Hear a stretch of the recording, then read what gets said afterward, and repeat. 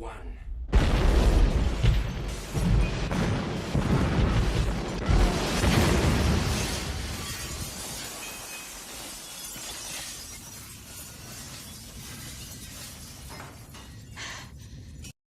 In the end, there can be only one. Let's get salty! Everyone, Zeddy here again today with a brand new video, and I keep having this request from people.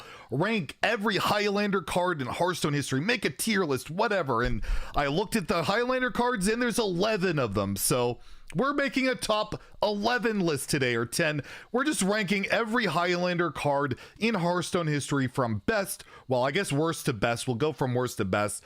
And yeah, there's 11 of them. And if you aren't aware of what a Highlander card is, basically, if your deck contains no duplicates, a card will have a bonus effect. This mechanic was introduced during the League of Explorers with Reno Jackson introduced to the game. And well, it has remained a staple in Hearthstone, although is currently not represented in Standard today. But let's take a look and rank every Highlander card from worst to best. I can finally get this request off my comment list. So first, at number 11, we have the Mage Highlander card, Ink Master Solia, 7 mana, 5/5.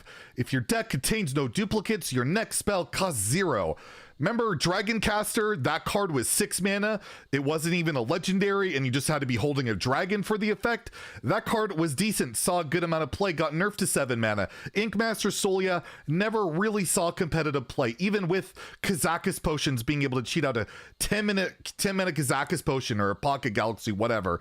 It's just never been good enough, too expensive, not worth the spot, and just overall, one of the most lackluster Highlander cards of all time. At number 10, we have Cruel the Unshackled. This is the Warlock Highlander card. These both came out, I believe, during Mean Streets of Gadgetzan. And it's a 9 mana, 7/9 demon battle cry for your deck, because no duplicates summon all demons from your hand. So this saw a little bit of play very early on in Highlander Warlock, but think of all the Reno lock lists throughout the history of WoW, like the past 5 years. How many of them have ran Cruel that have been good or just ran it, period?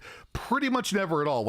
It's 9 mana cheat out demons. You've already cheating out with Void Caller, Skull the Minari, Possessed Lackey, whatever you want to call it. Archwitch Willow is just better than this, and it requires the Highlander ability. It's just not worth it. And now with Ticketus, you really don't want to cheat stuff out of your hand. Has to be in your hand, nothing from your deck.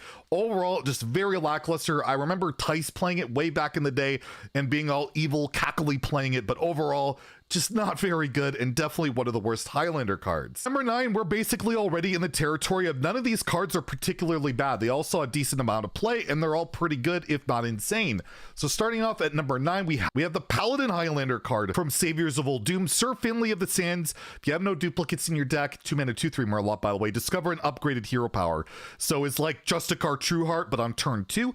And, Highlander Paladin was a decent deck here and there during its time, and it was even run just as a Murloc in Cheese Paladin, where you just got out you cheated out a bunch of Murlocs with your Tip the Scales or Prismatic Lens or off of your High Abyss Allure. So even as a 2 mana, 2/3 Murloc, it was fine. The battle cry was pretty good, but again, this deck wasn't really meta defining or anything. It was just a decent Highlander card, and it served its purpose. Not great, not amazing, but pretty good, pretty solid. So it definitely warrants the number 9 list in. To a similar vein, we have Elysian Light and 5 mana, 5/5 battle cry. If your deck has no duplicates, duplicate your hand. So this was often run in Quest Druid that ran duplicates, but you cycled so much, you eventually made this active, and you could copy really good cards later on, whether it was a Ysera or a Zephyrus or a Dragon Queen, which we'll talk about those two later.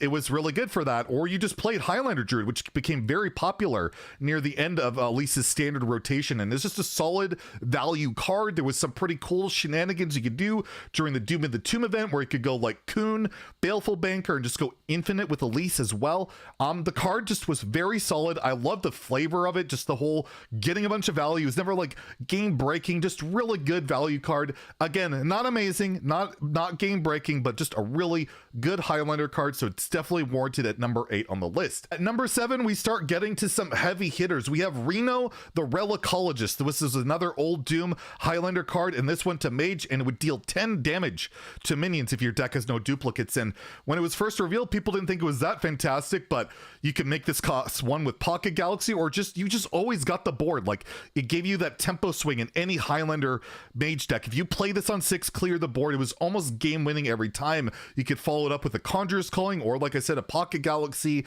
There's just so many things you could do with it. You have in Wild, you have like Bran, Zola, get more Reno the Relicologist. It's just a really powerful tempo card that let Mage recover, and that's one of the biggest things that deck had a problem with, was recovering, and Reno really allowed it to do that. And it's a staple in every Highlander Mage deck since it's come out. It's just incredibly good and definitely really worthy of being on the list. It's just the top 5 are that much better. So at number 5, I'm gonna go with Kazakus. This is the tri-class Highlander card.